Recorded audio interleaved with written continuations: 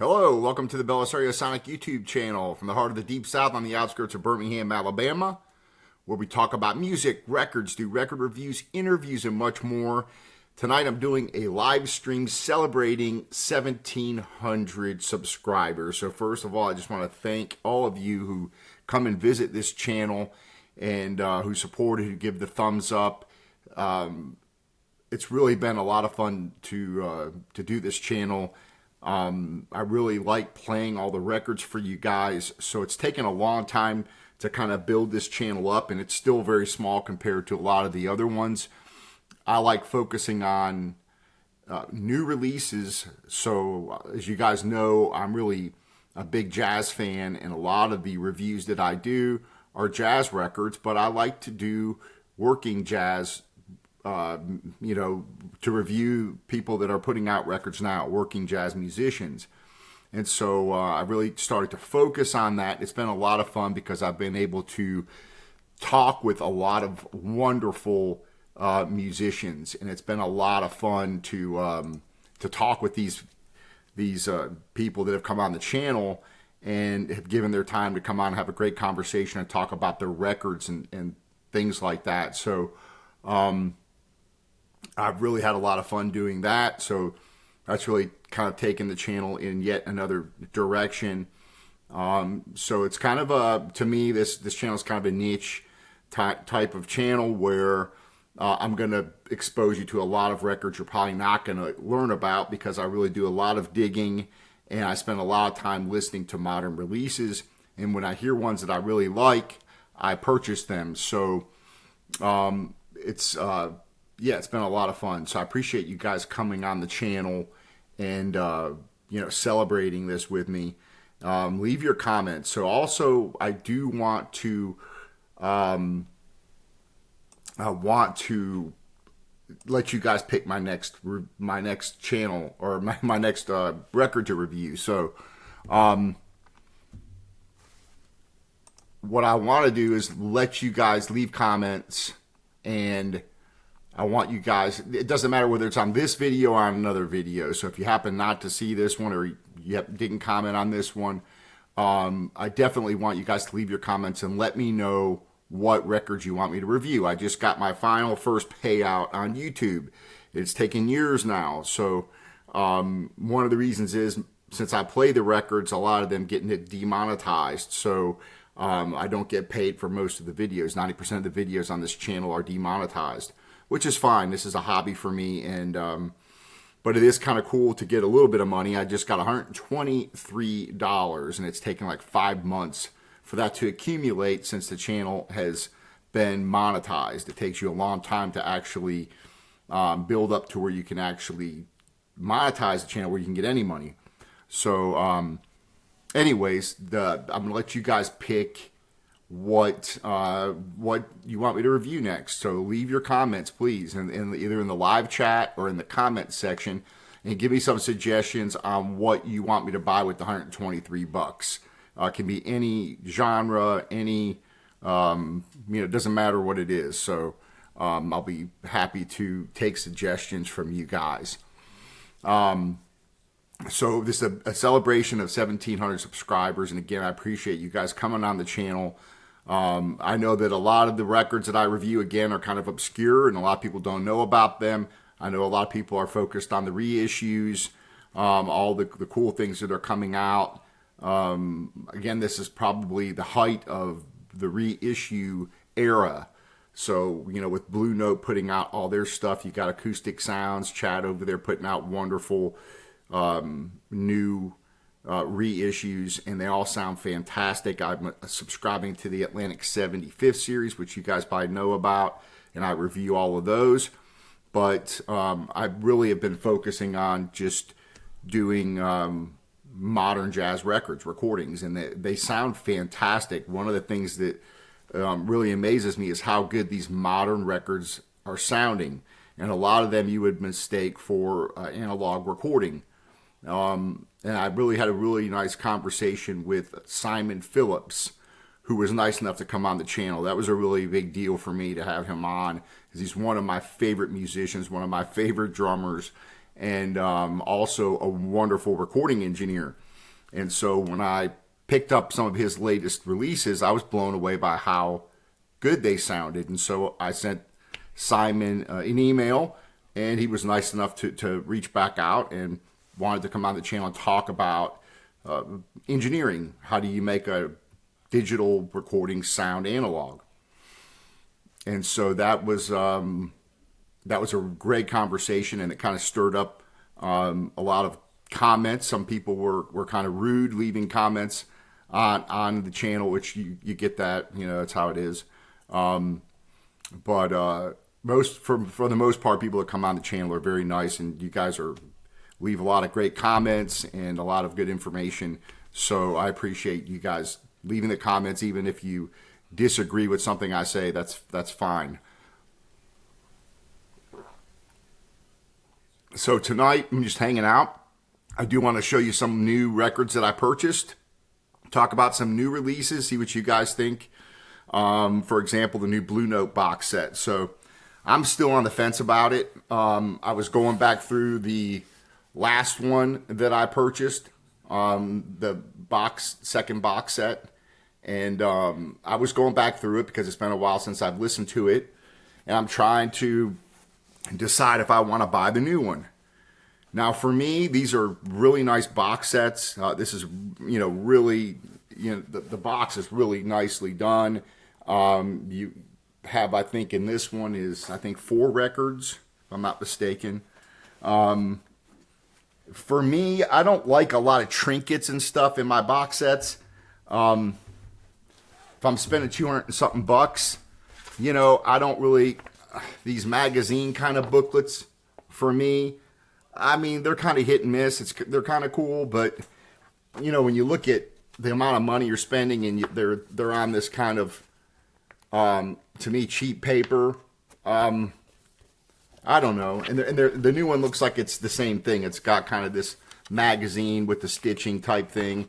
It's okay.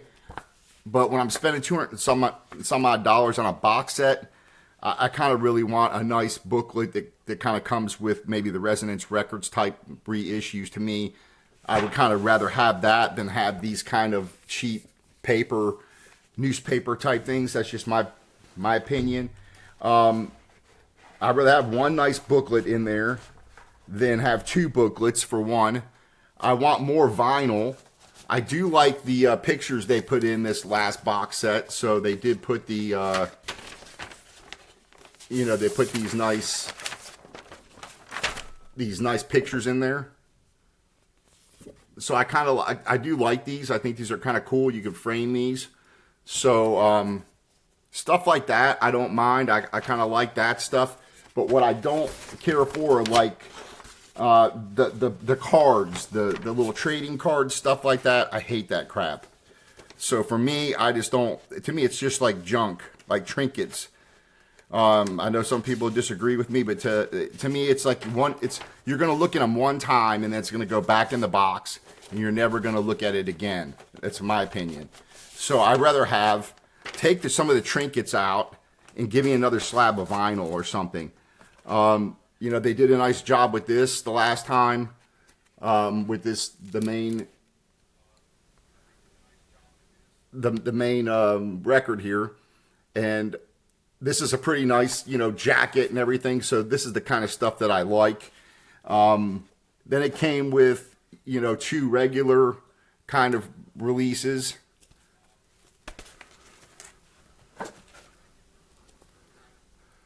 So, this is a pretty nice box set. You got 4 pieces of vinyl. Then you got the trading card thing, which again, and you got this little Blue Note cleaner, little brush thing.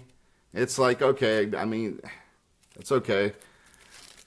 But, again, it never gets used. It gets stuck in the box. And then it came with a CD as well, which, I could take it or leave it. So, to me, I would rather get rid of, in this last box set, to me, I would say ditch the CD, ditch the trading cards, ditch the brush, and give me another slab of vinyl And I'd rather have it, instead of two little magazine booklets, I'd rather have one nice booklet. So that's kind of my assessment of the last one. Now the new one is a Lee Morgan box set. So I was looking at it, and I'm still on the fence about buying it. So let me know what you guys think. Are you guys going to purchase the new Blue Note box set? So I'm pulling it up here now just to take a look at the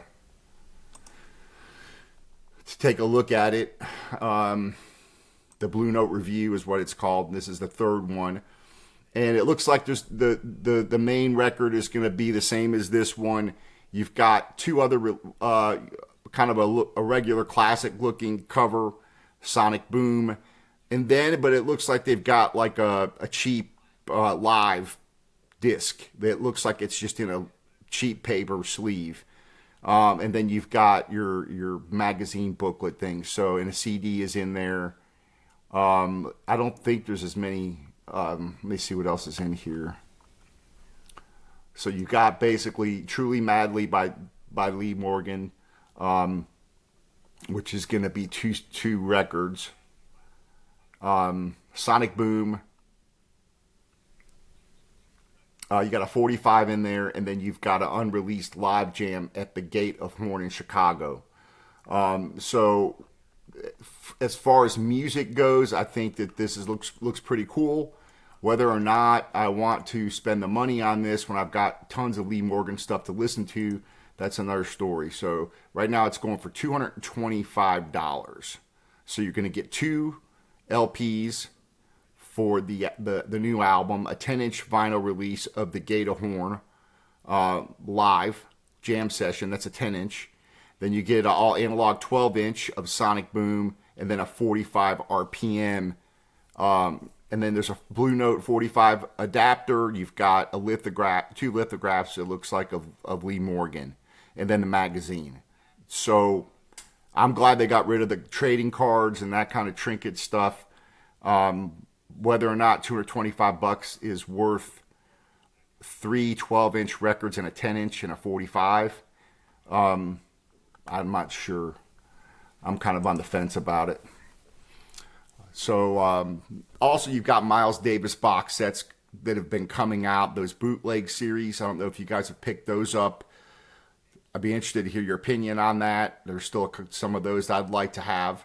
So yeah, those are some of the new things I'm looking at getting. I wanted to show you some new vinyl purchases while we're hanging out that I just recently picked up, and then some of the upcoming reviews I'm going to be doing. So also a couple books you guys may be interested in that I've been talking about is At the Vanguard of Vinyl. This is a really cool book, and it really talks about how jazz music changed the LP, how it really revolutionized the LP and brought it into what it is today, even before rock music did.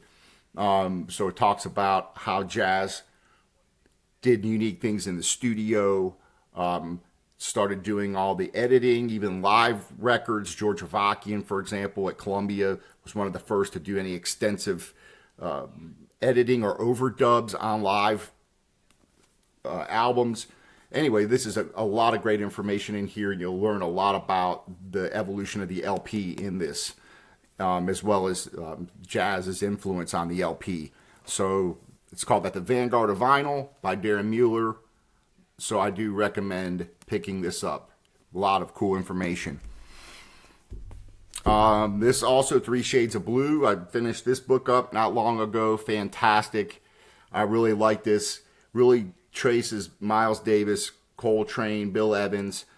Kind of starts off talking about their lives and then how they converge together to make Kind of Blue, and then kind of how they go their own ways after that. So it's a pretty cool book, very well written, but you move through it pretty quickly. So even though it's a pretty thick book, it's a really easy read in a sense, and there's a lot of great information in it. So if you're looking for like a few biographies in one, you don't want to read a whole biography about one person, this is kind of a nice book there to pick up.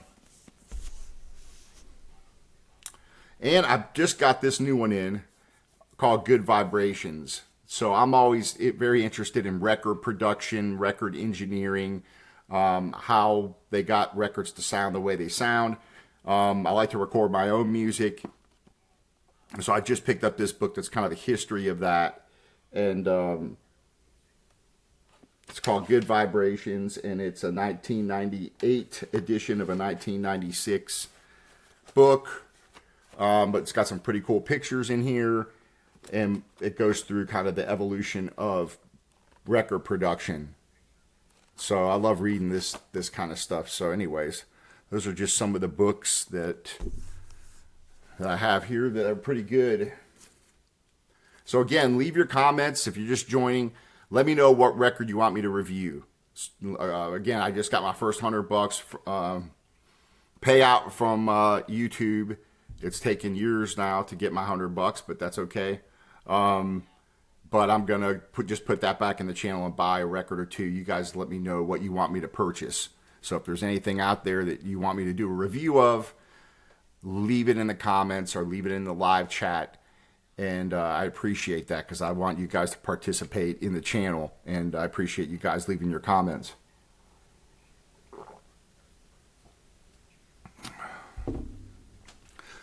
All right, so used records. I did pick these up in the $3 bin. Dinah Washington. Pretty cool record. It was kind of dirty over here at a record shop we have here in Birmingham, Alabama, called Seasick Records. So if you're ever in this area, it's pretty much we have basically maybe two record stores in Birmingham. Seasick Records is probably the biggest, and they have like a $3 section. Sometimes digging through there, you'll find some pretty cool things that, you know, there might be a record that looks kind of dirty and it's stuck in there, and the cover might be not in perfect shape. But I'm a big Dinah Washington fan. I love her vocals. And this one was kind of dirty and, you know, stuck in the sleeve. But when I looked at it closely, it looked like it was in pretty good shape. And I brought it home tonight and cleaned it off really well. And it sounds pretty good. It's just a little bit of surface noise here and there. So for still some gems out there to pick up for $3, that's kind of nice. This was another one. Big Carmen McRae fan. Again, the jacket is kind of along the seams. It's kind of coming through. The record was pretty dirty, but when I took a chance. I couldn't really tell what kind of shape it was in from looking at it, but it looked like it was just kind of dirty. And again, I brought it home for $3. I took a chance on it. It was one of them that I didn't have, and I took it home, cleaned it off, and it plays pretty good. There's just a little bit of surface noise here and there. So another good $3 find. Sonny Stitt with Strings. Picked this up used. I think this was $5. It's in pretty good shape. It's a gatefold. So I figured I'd show you this. I'm a big Sonny Stitt fan, but this is a pretty cool, pretty nice sounding album. All Ellington tunes, and if you like Ellington, it's pretty cool. Pretty nice sounding record, and for $5, pretty nice. So there's still some deals to be had out there in the used record section. Jelly Roll Morton. This was also $3. RCA Victor. I love Jelly Roll Morton. This one again was one of those ones that you couldn't tell what kind of shape the record was in. But it's in pretty nice shape. It's almost like brand new, actually, and it's on the that purple Victor label. So pick that up again for $3. And it has the original RCA Victor sleeve in there too, which I like having those in there.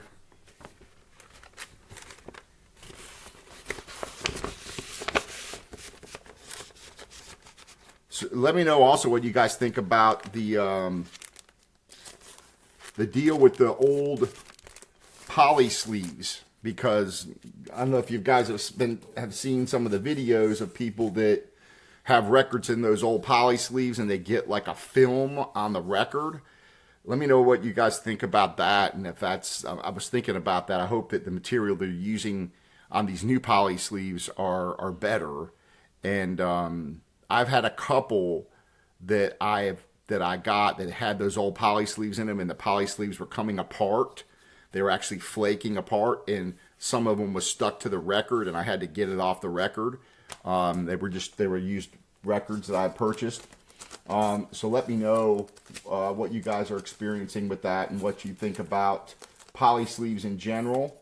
I pretty much put all mine in poly sleeves for the most part, unless they're old records and they're kind of scratched up. I'll keep those in the paper sleeves.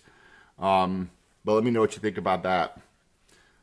This is another one. This was, I think, a $5 record, Laura Nyro, this is actually a pretty cool record. I like her vocals, and it's a pretty cool album, I think. I've got a few of hers. I didn't have this one, so for $5, the Columbia label. Pretty nice sounding record. It's got just a little surface noise. So for $5, it's a pretty nice find, I think.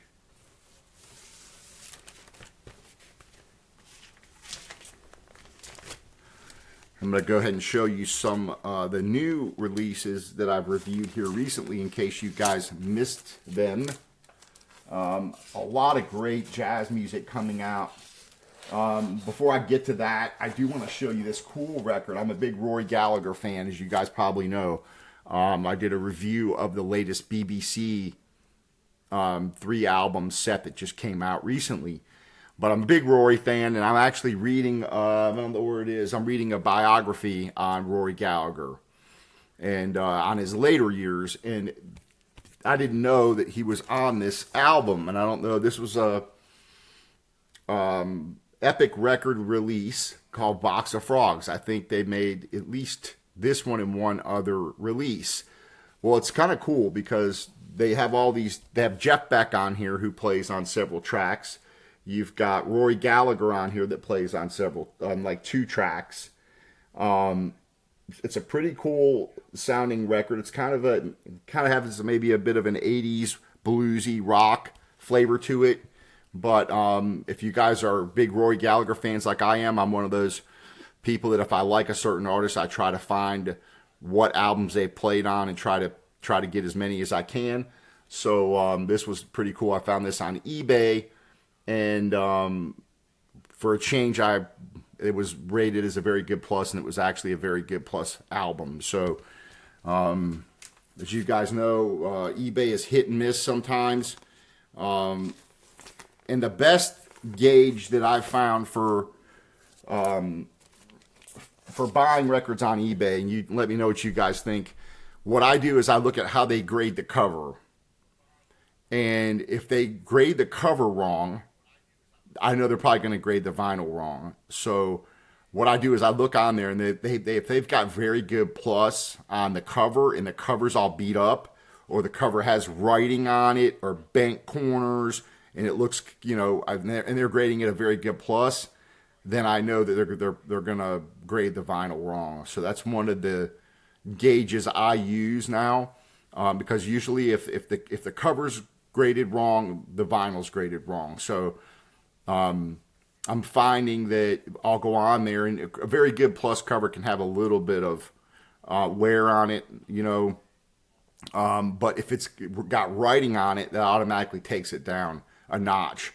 So a lot of records, they'll have writing on it, writing on the back. They'll look kind of beat up with a ring, something like that, and they've got very good plus on it. Then I know that I'm probably not going to buy anything from them. So let me know how you guys kind of gauge that. Let's talk about new releases. So there are some great new jazz releases that have come out. I just did this Charles Lloyd review. This is a fantastic record. So this was on my wish list, and I keep a running wish list. It's pretty big. I never have enough money to buy all the ones on my wish list at once. So I keep a running list on Amazon and on a couple of other websites, and then I'll keep an eye on them. And any of them go on sale, I'll put them to the front of the list and I'll try to pick those up because there's just too many for me to be able to buy. So anyway, make a long story short, this one finally went on sale on Amazon over maybe a couple weeks ago, and I picked this up, and it's one. No, actually, this one I'm sorry, I got this one on the Blue Note website. They had a sale on the Blue Note website about a week and a half ago, and they had the signed editions, which comes with a card and it's signed. So if you go back and watch my review of this, you'll see what I'm talking about. But this is a fantastic sounding album. This is a nice jacket, you know, typical Blue Note. They do a nice job with their stuff. And this is a legendary recording. This is going to be one for the books, I think. One thing I was a little leery on was the blue vinyl. So whenever you do the direct to customer Blue Note buys, they're on this blue vinyl, but it's a transparent blue. And so what I'm learning after watching some different YouTube videos is that the transparent colored vinyl is usually better quality than the opaque. Anyways, these were pretty good sounding pressings, and the music on it is just incredible. This is definitely going to be a classic, and it's amazing to have him around still. And he's like in his mid-80s making these unbelievable records. So this one definitely put on your list if you don't have it. And this is one you're going to have to listen to over and over again. You're not going to pick everything up on a first passing, on a first listen on this. There's just no way.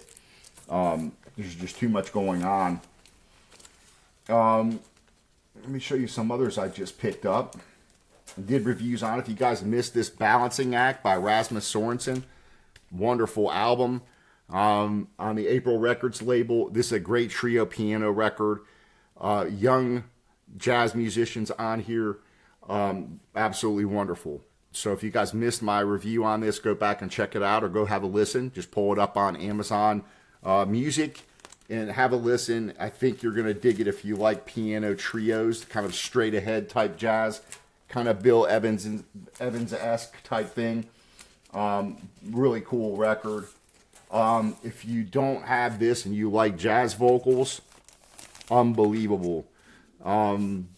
Pressing on this, I had a little surface noise here and there. It wasn't the greatest pressing, but I bought this at the show when she came.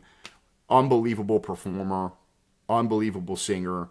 This is a great record, kind of mellow, but she's got the chops. I mean, she can really belt it out, and she can go from this to this, either in steps or gradually. Her vocal range is astounding. So, yeah, I would definitely check this out. Again, it's kind of more of a mellow record, even though there's a couple of up-tempo tunes on it. But it's definitely one to kind of kick back, spend an evening, grab your beverage type of album. Really, really nice. On the Cellar Live label, they've been putting out a lot of great stuff, and they've got more stuff coming out that I'm really excited about. This Charles Chen album, again, this is great piano playing. You've got a quartet here, him playing piano. You've got saxophone player here, and then you've got Peter Washington and Kenny Washington, that legendary rhythm section on this album. And I love the cover. I like the, the front and the back. Pretty nice jacket, nice piece of vinyl. This is a good pressing so far. The recent pressings that have been coming out of the Cellar label out of Canada, and hopefully I'll be having Corey Weeds, the owner of the of Cellar, on here again maybe in a week or two. So to have a conversation about some of the recent releases and some of his upcoming releases. So I'm really excited about what's coming out on their label. And again, this is a wonderful record, both sonically and musically. If you missed this, I just did this a couple days ago. To me, this is one of those kind of archival. It's an archival release. It's not really a reissue. This album here, Hip Holland, Hip. jazz from the Netherlands between 1950 and 1970. This is a fun, really cool record. Kind of straight ahead bebop, West Coast cool jazz type thing going on here by all kinds of different musicians from the Netherlands. Check out the gatefold. This is a really nice pressing, quiet pressing. Of course, the sonic quality varies based on what particular recording it was taken from, because all these were taken from different albums. And I like the way they laid this out with all the liner notes here on the inside and on the back.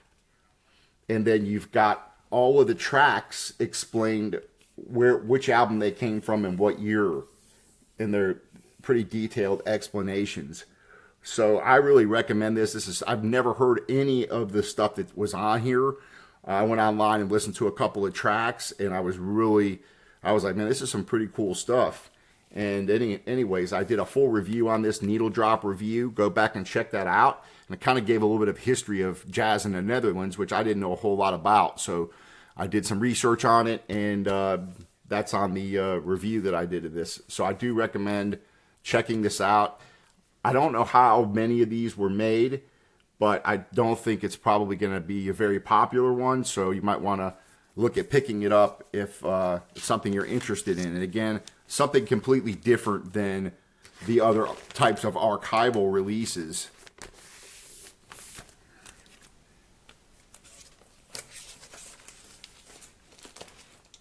All right, another new modern jazz record that I did a review on. The Stefan Galland and the Rhythm Hunters. This dude is a monster on drums. I'd never heard of him. Again, it's one of these late night discoveries going on and listening to different new jazz releases. This one just came out. It's on the Challenge Records International label, made in the Netherlands. Recorded in 2023. This just came out a few weeks ago. This is an awesome record. I did a full needle drop review on this one. You should go check it out. It's some fantastic playing on here. I can't pronounce half the names on here. I'm terrible at pronouncing people's names. But it comes in a nice anti-static sleeve. And then it also has a insert that has the band, and then it has a write-up on the tracks and some liner notes. So, pretty cool album. If you like modern jazz, and again, Stefan, he's the drummer, unbelievable playing. So to me, this kind of stuff excites me. It's, there's a lot of great new jazz coming out that's just getting missed and nobody knows about. And so, I just look at it as if one other person finds out about it and buys the record, then I'm happy.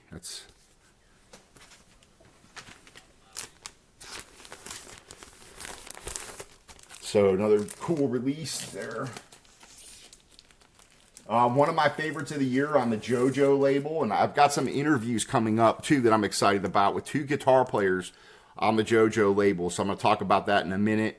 And I just want you guys to put it on your calendar. Every Sunday at noon, I've been putting out, probably for the past 14 weeks already, I've been putting out new conversations with jazz musicians that I've done reviews of their records on. And have two more coming up. One coming up on Sunday. I'll tell you about it. And one following Sunday I've got done already. And hopefully I've got some other people lined up here that will be putting on the channel. But this particular album was the first one that I bought on the JoJo Records label, Mamiko Watanabe. This is an awesome record. I mean, the piano playing on this is fantastic. It's a trio record. Billy Hart on drums, Santi Debriano on bass. They can both play. They are awesome. But you've got a couple of her own tunes on here, and then you've got some standards. This is an awesome album. And sonically, if I told you this was an analog record, you would probably believe it because it sounds that good. So I do recommend getting your hands on this and checking this out. I don't know how many of these are being made. Most of these small record labels that I've been in contact with, they're not making that many. They're making usually 300 to 500 pressings, some less. So most of these small releases that I'm reviewing, most of them, there's not that many made. And usually once they're gone, they're gone. Now, I'm not sure if they'll do repressings or what, but as far as the pressings go, they're fairly limited compared to some of the others. So if you want them, I would grab them. So here we go. We got two more on JoJo Records that I want to talk about. First of all, this Sunday coming up, Yotam Silverstein. So I did a full needle drop review on this. This is an awesome album. Great album for those new to jazz. Great album for those who are already big fans of jazz, because you've got Yotam Silverstein, of course, playing guitars, John Patitucci on bass, Billy Hart on drums, and then on two songs you got legendary George Coleman on tenor saxophone. These are all standards. And the record, again, if I told you it was analog, you would probably think it was analog. These are well recorded, well mixed and mastered, fantastic. And the guy that's doing these, his name is Andreas Mayer out of New York. He's doing a lot of these productions for JoJo Records, and they sound amazing. I think they really rivals the old analog recordings. These sound wonderful. A lot of detail, a lot of warmth and depth to these records on the JoJo label. And anyways, coming up this Sunday, you'll see a conversation that I had with him about playing jazz guitar. He talks about the jazz scene in New York City. He talks about the jazz language, learning it. He also teaches guitar as well. He has students. And then he also goes into how this record was made and how it came together. So I definitely recommend checking out that. If you're into, the whole purpose to me of this, having these guys on, first of all, I love talking to them, but also there's a lot of knowledge and a lot of information on what it takes to be a jazz musician, what it takes to put a record like these together. To me, it fascinates me. So I hope that you guys are enjoying these. The following Sunday, so this Sunday you got Yotam coming on. The following Sunday is Amos Hoffman. So he's going to be coming on the channel. And I'll be posting that the following Sunday. Again, Sundays at 12 o'clock p.m. I'm putting those up. He was a lot of fun to talk to. He plays the guitar and the oud. And this is a really unique jazz record because it has this Middle Eastern flavor to a lot of the songs that he plays the oud on. So it's very unique. Again, this is one of those records that was recorded, mixed, and mastered by this Andreas Mayer out of New York City. It sounds fantastic. It's a wonderful audiophile recording. It sounds wonderful. So stay tuned. Put those on your calendar, and I think you're going to enjoy these interviews or conversations, as I like to call them. Whenever I meet up with them online, I always tell them this is not an interrogation, so I try to make it as conversational as I can. And we get into a lot of cool topics, and a lot of them are not what's on my sheet. I kind of have like a sheet there that I have my interview questions on, and a lot of times I won't get to all my questions, but just because of the way the conversation goes and the different things we get into discussing. But I have other people hopefully lined up here that we'll be doing soon. Another one of the Blue Note purchases that I recently did when they had that sale with the signed versions was this awesome album. And that Charles Chen record that I just showed you has the same rhythm section on here as this has, and that's Peter Washington and Kenny Washington, which Bill Charlap has been playing with for years.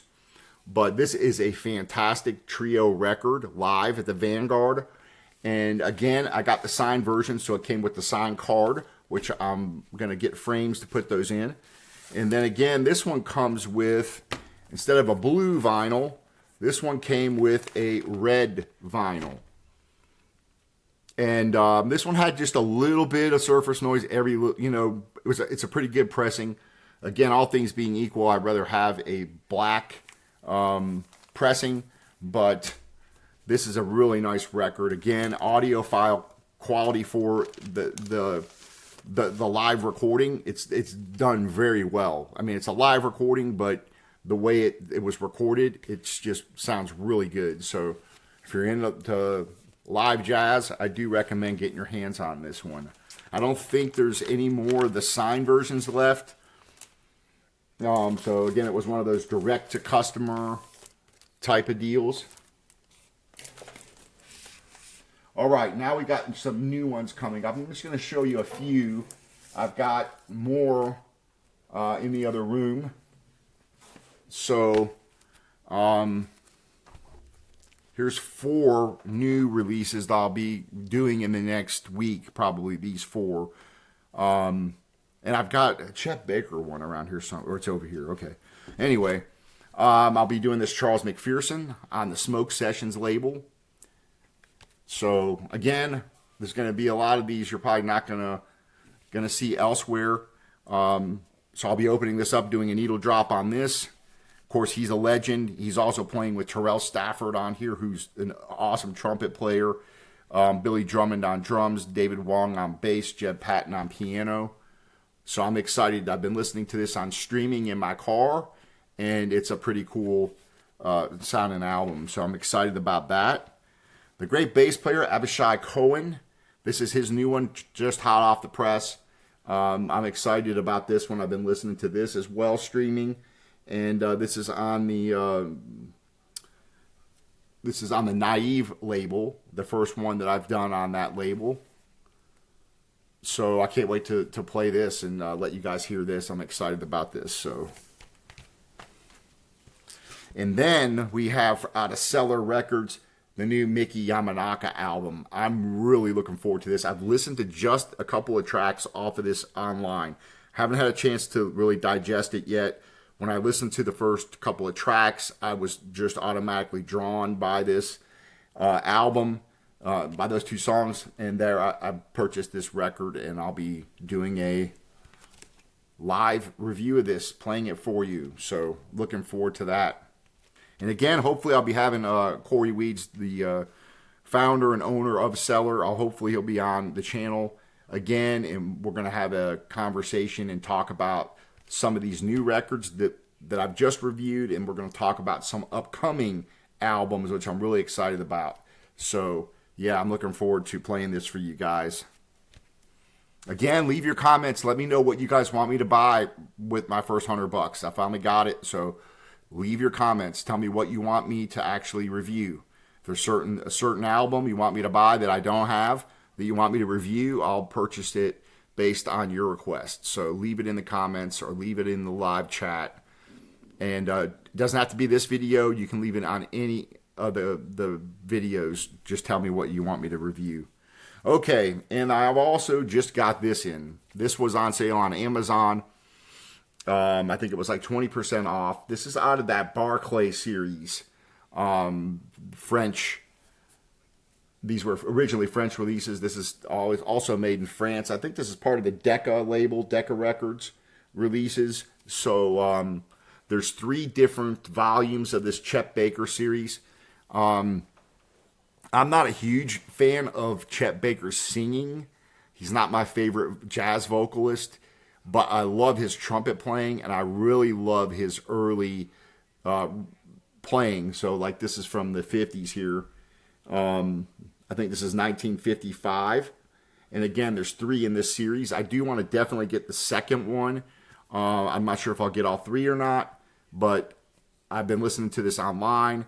I like the way it sounded, so I went ahead and picked this up when it was on sale. Again, keeping my running list. If I see something on my list that goes on sale, that's, I'll purchase it, and that's kind of the only way I can kind of keep up with all the stuff that I want. So the jacket looks like it's kind of average, but I'm interested to see how this is going to sound on vinyl. Again, these are old recordings, so I'm not expecting it to be like a audiophile type sound, but I'm really excited about this, and this is the kind of Chet Baker stuff I like. So, all right, so there's a little recap. Again, more interviews coming your way. Trying to schedule up some other ones, and I'm trying to just keep them coming once a week, every Sunday at noon.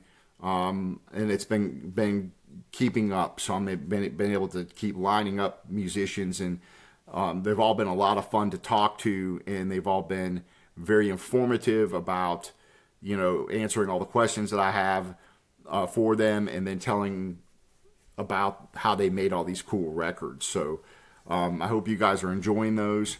I think that's all I got for tonight. I appreciate you guys jumping on and joining me. And again, let me know what you guys want me to get for my next reviews, and let me know if you're going to purchase that Blue Note set, the new one. So I'm still on the fence about that.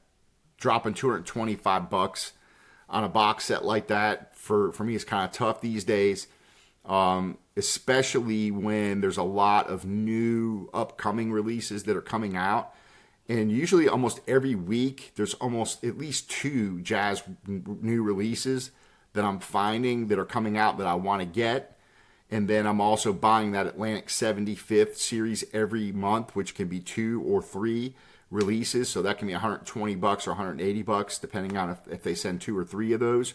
So it can get kind of steep keeping up. I buy all the records myself. I've only had one company send me free records. So all these records I buy with my own money. And as things get more and more expensive, it gets harder to keep up. But I just love doing it as a hobby.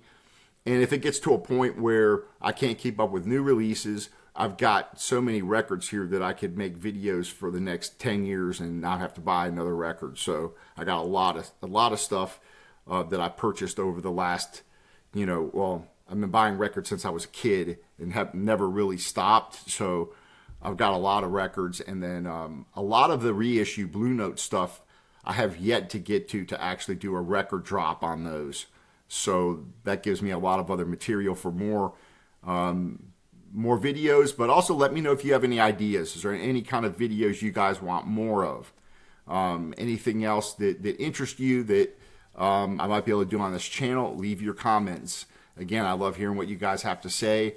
Enjoy hearing your thoughts, and I really appreciate, most of all, you guys just coming by the channel and giving the thumbs up, and getting other people to subscribe, so hopefully they can hear all this cool new music.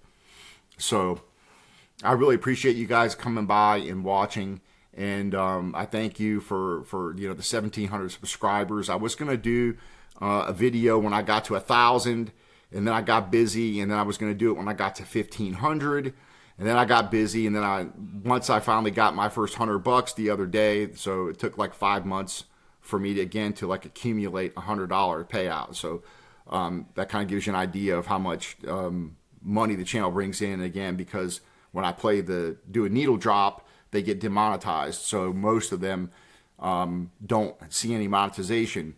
It's only a video like this or something that I can get any kind of a monetization on, where there's no music being played. So, but I just, it's a hobby of mine. I love music. And I love discovering new albums and new releases by working musicians. That's just always how I've been since I was a kid. I was always one of the ones to find out the new heavy metal band or heavy rock band and go get it on cassette or CD. And man, you got to hear this new album. I'm still the same way now. It's just with albums like this, new jazz records. I'm just into jazz way more than I was, back when I was younger, even though I've always appreciated jazz. But for me, it's that rewarding, repeated listening experience that, in my opinion, you don't get with rock music. And as much as I like rock music, that's what I grew up on, I can only buy so many of those classic rock reissues because, A, I own a lot of them on original pressings. And I'm getting to the point where, again, spending money. And let me know what you guys think about this, because I know a lot of people, the new Mobile Fidelity or Analog Productions or whatever, they come out with a new reissue on a classic rock record, and people get all excited about it. But if you already own the original and you have a nice copy and you like the way it sounds, do you really need to buy another one? And so for me, with the Atlantic 75th, I didn't have a lot of those on record. I had, a CD or cassette that I had bought. When I was in high school, I had a ton of cassettes. I had in my truck, I'd have those double-sided cassette cases, if you guys remember those, where you'd have all your cassettes in there and you flip it over and it's kind of like a suitcase. I'd carry like 2 of those around with me in my truck. But I listened to a lot of those classic rock stuff back then. And again, I'm one of those people that doesn't stay stuck on something for a very long, usually, even though I'll go back and listen to some of those occasionally. I bought a lot of those then again on CD. And if I didn't buy them on record when I was younger, then I didn't have like the Bad Company, for example. I had that on cassette and CD. Never had those on album. So when the Atlantic 75th was going to have those on there, kind of made sense. I was like, oh, that's kind of cool. I'll get those. They're going to sound really good. They're on 45 RPM. So I've been happy with those for the most part. That series has been very good. And it's worked out well for me because a lot of those, again, I didn't have on vinyl, most of them. So as far as like buying another copy of something that I've already got, like the new Police, for example, right? They put the new Police out. And I have one of the original copies of that opaque purple looking. If you hold it up, you can see through it. It sounds phenomenal. It's like a fantastic sounding record on that original pressing. It's in pristine shape. Am I going to go spend $25 or $30 on a reissue for that? I'm not. I don't have the money to do that. So that's kind of my thoughts on a lot of the reissue stuff is, if I already have it on another version, an OG, and I like it, and I've got a clean pressing, I'm probably not going to buy it again. And the fact is, I don't listen to a lot of those old albums as much as I used to. So even like Led Zeppelin, I know that's the big one everybody wants. You know, everybody wants to have the Led Zeppelin come back out again. And Chad gets emails and gets comments all the time on Led Zeppelin. How many of those, if they put those out tomorrow, I know people would buy those up like hotcakes. People would, for me, would I buy all those? I probably wouldn't buy all of them because I've got some clean OG pressings that I like. I would probably buy a couple of them that are my absolute favorites, and that would probably be it. So because I wouldn't have $50 or $60 to spend on reissues for all those when there's so much new music coming out that I haven't heard. So I'm just kind of in that mindset where it's like, I don't listen to Led Zeppelin now very often. I don't go pull those old albums back out. I think the last time was probably 6 months ago that I pulled out a Zeppelin and I played 2 tunes that I just wanted to hear that day off of In Through the Outdoor. I think I played that, a couple of songs off of that. So as far as buying those over and over again, I'm not really down with it anymore. Just for the financial, doesn't make financial sense, and it doesn't make collecting sense anymore, because the older I get, I look around and I've got thousands of records here, and I'm like, well, I haven't listened to this record in I've got records I haven't listened to in 20 years. The other day I was going through organizing some of my rock records, and literally I was like, I haven't played this record since 1994. It's when I bought it. And there's a Tom Petty, I think I have it there. I haven't listened to that record in 20-something years. So when you start getting to that point, it's kind of like, okay, well, how many more am I going to buy? And am I going to buy duplicates of stuff that I already have that I don't listen to very often? Doesn't make a lot of sense. That's another reason that Chick Corea box set that I really want. I still want to get it. I think it's on Amazon for $235. It's on my list, but I've already got it on CD. And I listened to it when it first came out. Both of those trilogy albums are fantastic, and I still may buy that if I get some money somehow. But it's a reason why I haven't bought that, because I already own it on CD, and they sound pretty good on CD. So am I going to go spend $225 just to have it on vinyl? That's kind of a tough sell right now, especially when I've got probably 2 jazz new releases coming out every week off of some jazz record label that I want to get. So I kind of have to make a choice. So I see some comments here. I buy more SACD now. That's another, I've got some SACDs. I have a Sony SACD. My Blu-ray player, that's a Sony Blu-ray player, does play the SACDs. So when I play those in my living room. on a different setup than I listen to my vinyl on. And I like the way it sounds, but there's just something about spending $25. Sometimes you can get them cheaper, I know, but if I'm going to spend $25, there's something psychologically that I can't do with a CD that I can do with a record. And that's just a psychological problem I have, I guess. For me, I'd rather spend $25 and have the record. And I don't know, it's just the whole experience. You guys know who collect records. The whole experience of just, pulling it out and putting the record on and and the SACDs might sound better. A lot of times I'm sure they do because you don't have the imperfections to deal with that you have on vinyl. So I totally get that. And I'm not against having those. I really like the Blu-ray audio discs as well, which I think sound fantastic. If there's like a box set, like those Marillion box sets, the Jethro Tull box sets, those are awesome. And I will buy those. And those are usually like around 40 or 50, $60 for those box sets. And you've got like 4 or 5 CDs and a couple Blu-rays in them. And they have 5.1 mixes and stereo mixes and sometimes more than one stereo mix. And then maybe live footage and that kind of stuff. I love those kind of box sets. And those I can spring for spend the $50 on that. To buy one SAC for $25, it's just a little tough for me. I'm not saying I wouldn't buy them because I do have some, but they're not something that I buy all the time.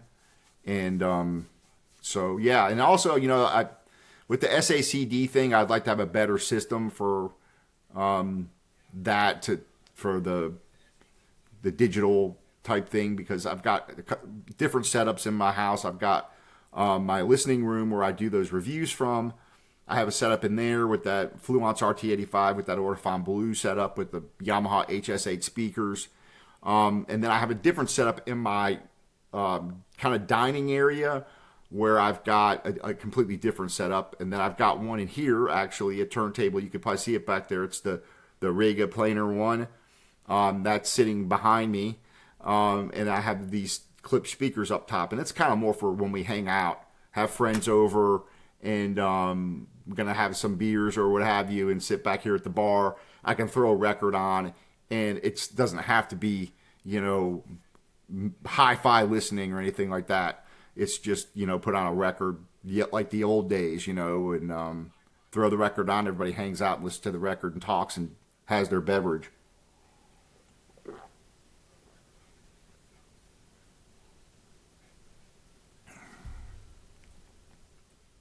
Yeah, exactly. So the SACD player that has SDS, not PCM translation, that's a good point. And again, that's something that I'm not really right at this point to spend money on because I haven't found a cheap SACD player. Most of the time they're like $400 or $500, and I'm just not gonna.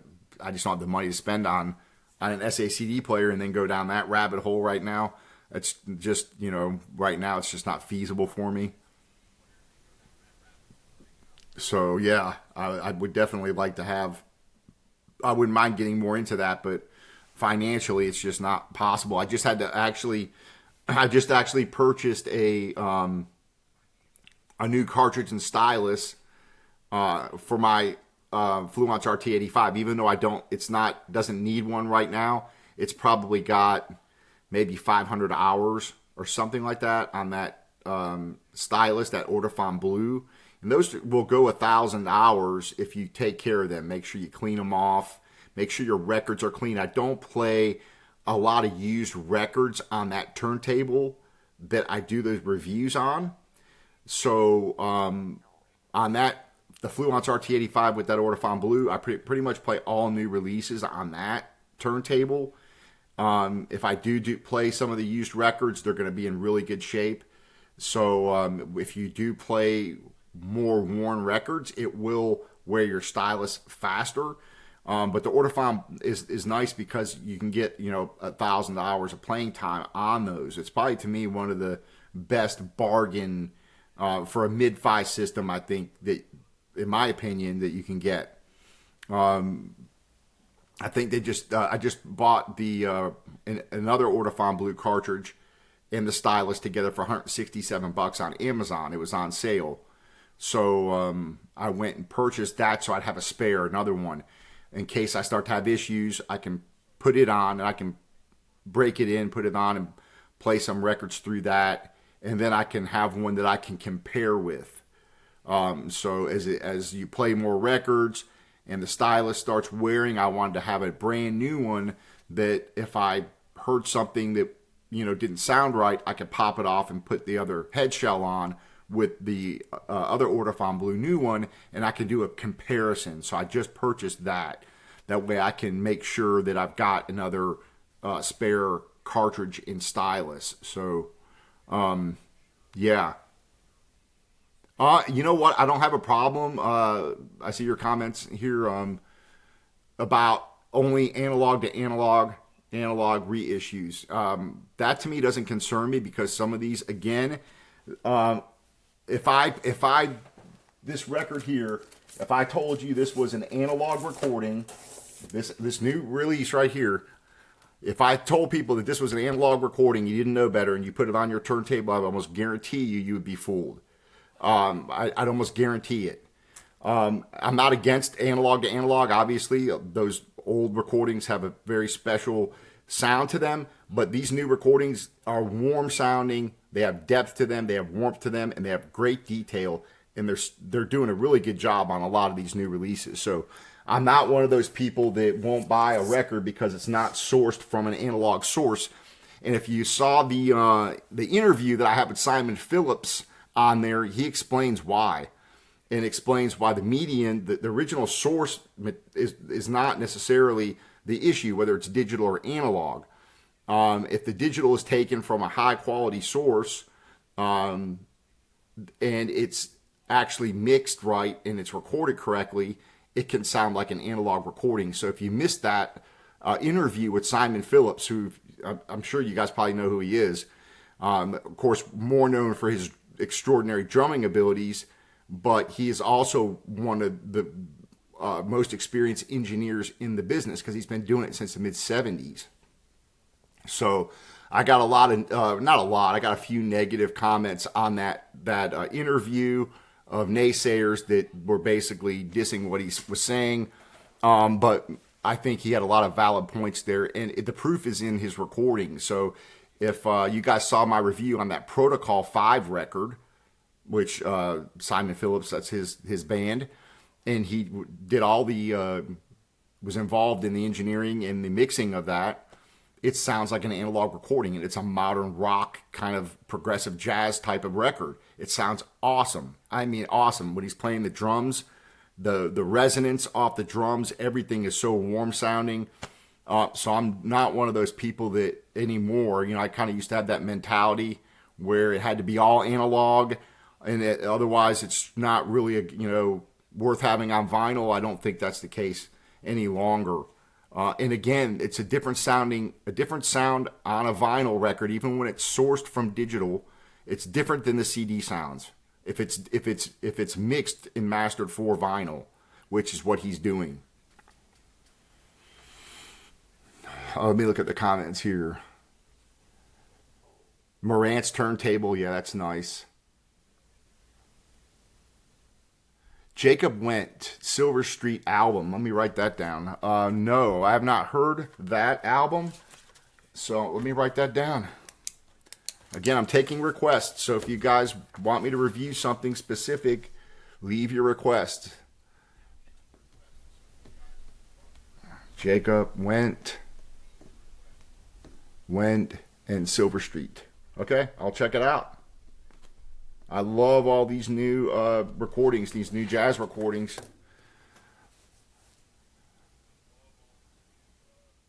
Oh, yeah, I love those Japan CDs too. I'm kind of a sucker for those. Kevin Graycut, okay. Yeah, I do like those Japan CDs too. Those, just something about those. It's kind of like the Japan vinyl records to me, with the OB strips. They just are kind of eye-catching or something about them, even though a lot of times those Japanese jackets will be thinner than some of them are really thin.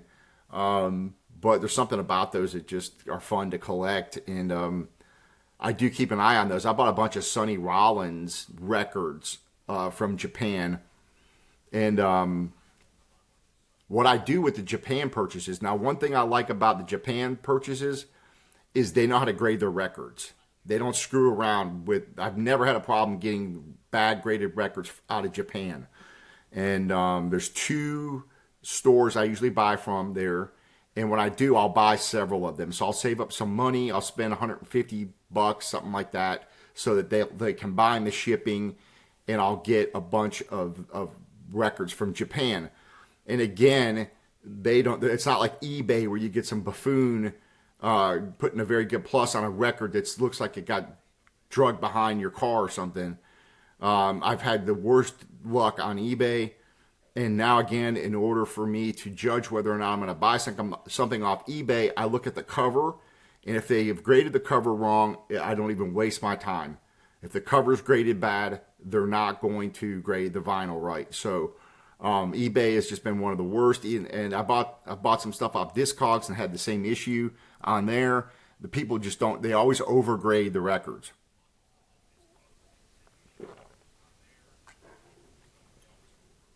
So I'm interested definitely in checking out that Jacob Went album, Michael. So I'm definitely going to look at that. If anybody else has any requests, now's the time to put them in. What do you want me to review next? I finally made it that hurdle to the $100 earnings on YouTube, which since I think I monetized over 5 months ago. So it kind of gives you an idea of how much money the channel brings in, because most of the videos, as I said before, get demonetized because I do the needle drops. And as soon as you do a needle drop on any of these, they usually get completely demonetized. And every once in a while, if it's a smaller record company, sometimes they'll do some sharing revenue on it. So I might, you get like 20 cents or something for after you get, a couple hundred views or whatever. So you're not making a lot of money. But this channel is again about fun, loving music and loving to share music with you guys. And I love playing the records for you guys so that I can kind of give you my reaction, and you can hear what the record sounds like. If it's got a problem with it or a lot of noise on it, I'm gonna let you know. But all of my records I buy myself. So again, it's a hobby for me, and the fact that I've made $100 is kind of funny. I was like, man, I've made it now. I got $100, man. But it's fun for me, and I'm gonna put the $100 and buy some more records with it. So far I've only got one request. That's from Michael on the Silver Street album. So again, if there's anything you guys want me to review, and it doesn't have to be jazz. I'm not a jazz or a genre snob. I do listen to rock music. You guys, I reviewed an Ozzy Osbourne album last week. So I definitely like to do different genres, but I'm just a big jazz fan. So a lot of the new stuff that I buy happens to be jazz. So getting back into metal, Robot God. I've never heard of Robot God.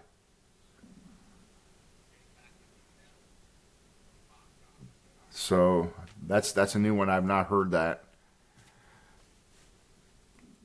So anybody on now that's going to be getting the new Blue Note box set, the Blue Note Review Volume 3? Anybody getting that? Or $225? Kind of curious who's going to be purchasing that. I'm still on the fence about it. I do like those box sets. They're really nice. But it's tough to drop $225 on those anymore. Bandcamp or YouTube. Okay, I'll have to check it out. Robot God on vinyl. It's not death metal, is it? I'm not a big death metal guy. I don't like the Cookie Monster vocals. I do like heavy metal though, depending on what it is. I'm still of course people will probably be like wouldn't call it heavy metal anymore, I guess, even though it's the real heavy metal like Megadeth, that kind of stuff I still listen to here and there. And I like a lot of new progressive rock stuff coming out as well, but I have not heard this Robot God, so I'll have to go look at that, see what that is. And it's on vinyl too, I see. So Cool. I'm gonna write it down. We'll check it out. See what my $100 will buy. Usually these days, $100 doesn't go too far. Maybe I can get 2 or 3 albums out of that.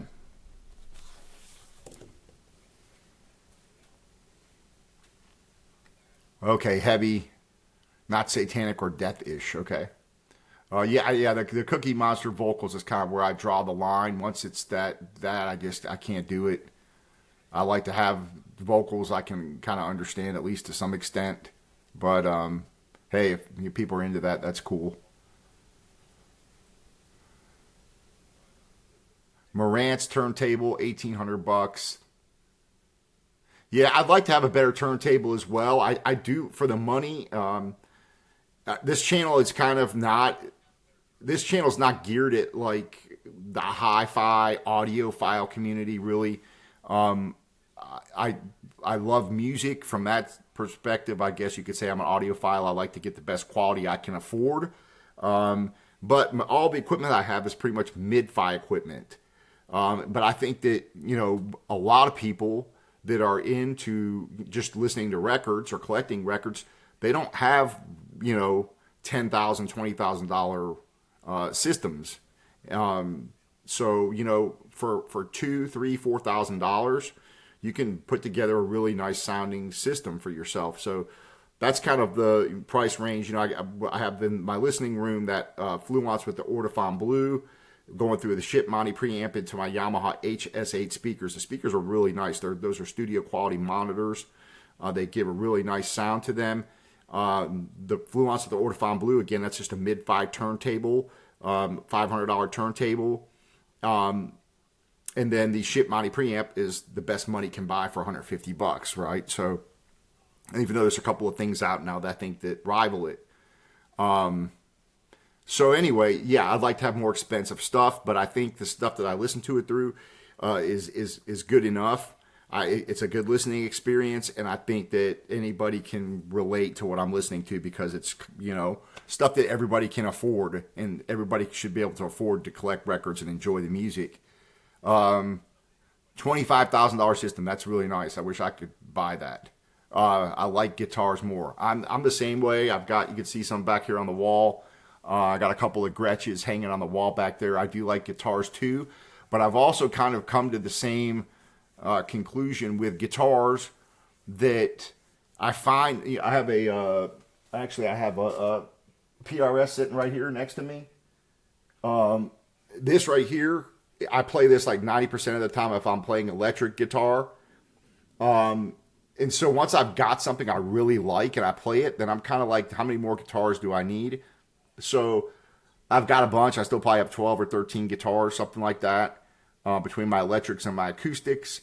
But to me, once I get one I really like I love the way this plays. I love the dip switches on here with the pickup selection and all that kind of stuff. And I can get almost any sound I want out of this guitar. I love it. So, and then on the acoustic side, I've got a pair of Martins that I play, and I love those. And then I have this Royal Resonator over here. And even though I've got like 5 other acoustic guitars, they never come out of their case. So I'm kind of not buying a lot of guitars anymore.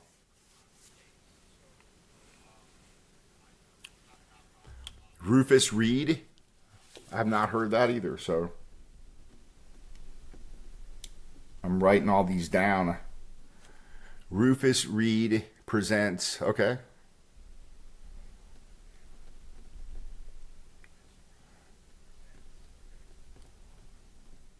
And what is that? What kind of music is that, Michael?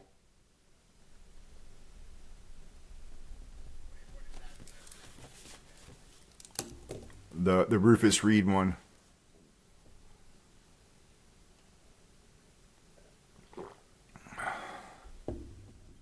And that's on vinyl? Jazz? Okay.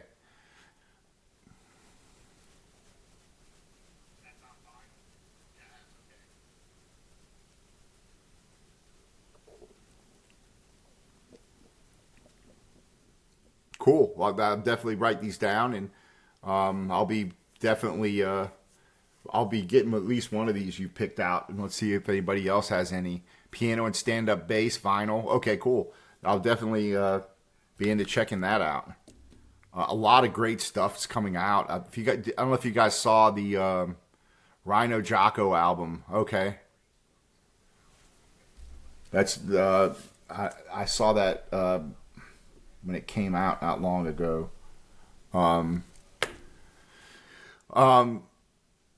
Young, kind of like Bill Evans. Okay, cool. Yeah, I'm definitely down for that. So I'll have to check that out. There's just so much great jazz coming out, and anyway, I was saying that I don't know if you guys saw the video that I did on 10 jazz record labels you should know, and I could do another video on 10 more jazz record labels you should know, which I'll probably end up doing, because again, I'm doing these modern jazz reviews, and there's some new labels already that I'm discovering, that I'll probably do a second video on that. But if you guys saw that, there's so many talented and great sounding albums coming out on these modern jazz labels, and they're small labels, but they're really doing a good job of recording these bands. They're, when they go in the studio, they're using high quality recording equipment, but they also know how to mix it and master it for vinyl. And some of these are just sounding really good. I'm really impressed. And a lot better than they used to be, in my opinion. So anyhow.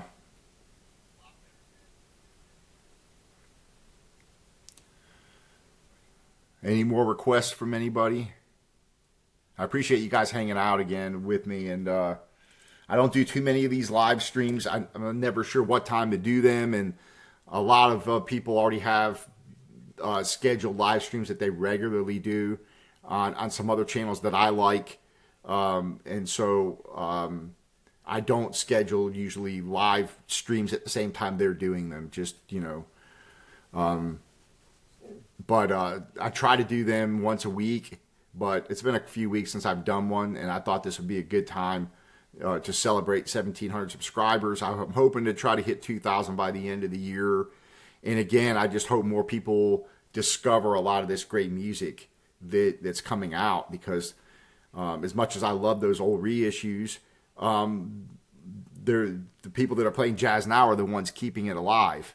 And if we don't support that, to me, it's just kind of also cutting the legs off of the old stuff too, because as great as the old, those legends are, we've got new legends that are being created. Esperanza Spalding, yeah, she's really good. I listened to one of her records, and I was thinking about purchasing it. It was a little on the mellow side than one I listened to. And here's another thing that it's all how when you're listening to something, kind of what mood you're in and how that particular album strikes you. A lot of times I'll listen to something and it won't hit me, and then I'll go back and listen to it again 6 months later, and it'll hit me. So I listen to a lot of music, a lot of new, especially jazz music, and it just depends on how something hits me when I'm listening to it. And sometimes if I'm not in a mood to listen to mellow stuff and it's too much on the mellow side, then I'm like, I'm just not in the mood for that. Let me go on to something else. And I'll get into something that's just really intense, like this album here that I just reviewed. I listened to this and I was just blown away. I was like, man, this dude can play drums. And everybody on this just is unbelievable players. And again, these are his own recording, like he's writing his own compositions. So this Stefan Galland, I just did a review on this a couple days ago, Needle Drop. Unbelievable. I think it's a great record. But is anybody ever going to know about this? Is anybody going to do a review on it? Probably not.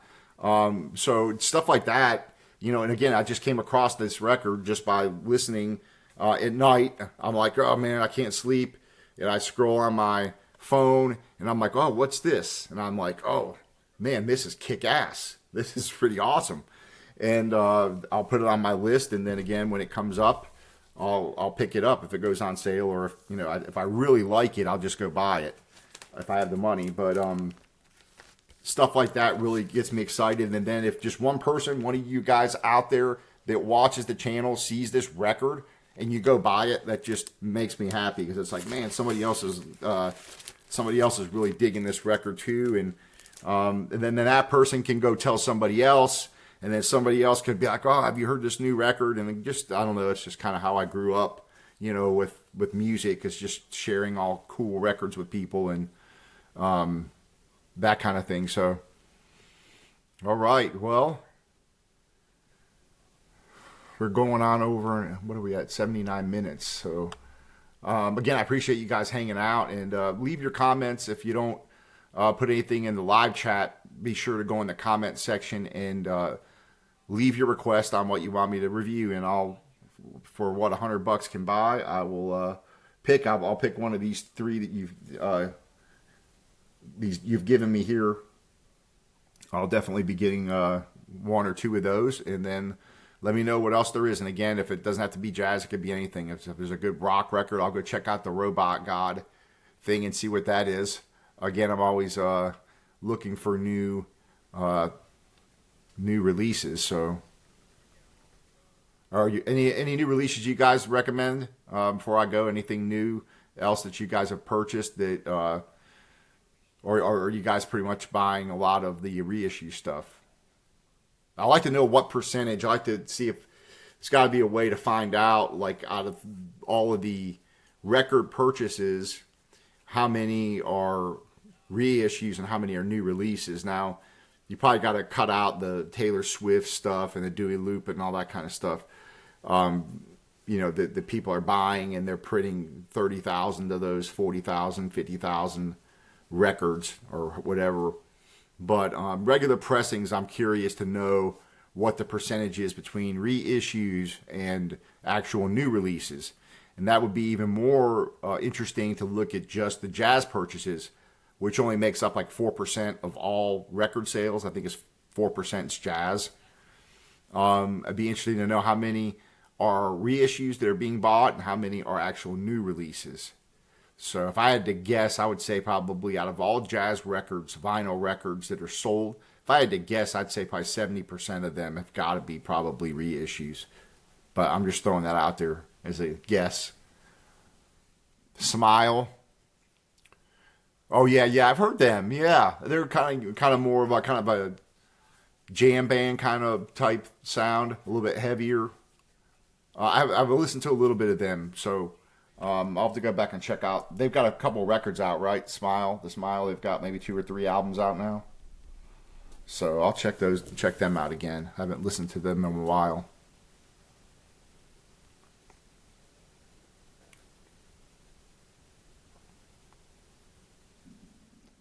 All right, well, I guess I'll go ahead and close out the video. 3 albums out. Yeah, that's what I thought. So I'll probably close out the video, though. I appreciate you guys coming by and, again, supporting the channel. I really appreciate you guys participating and leaving your comments. And without you guys watching, there'd be no channel. So I really thank you guys for coming by and hanging out and listening to great music with me.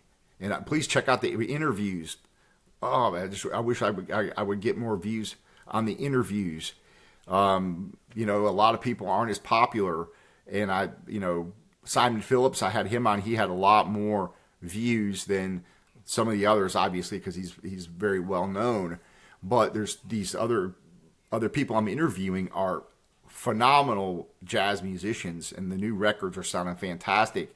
And I get like 100 views on some of these interviews, and I'm like, man, please, I just want you guys to share these with other people so they can find out about these new artists. So, again, I appreciate you guys, and we will see you on the next video. Happy listening to everybody out there. All right, take care.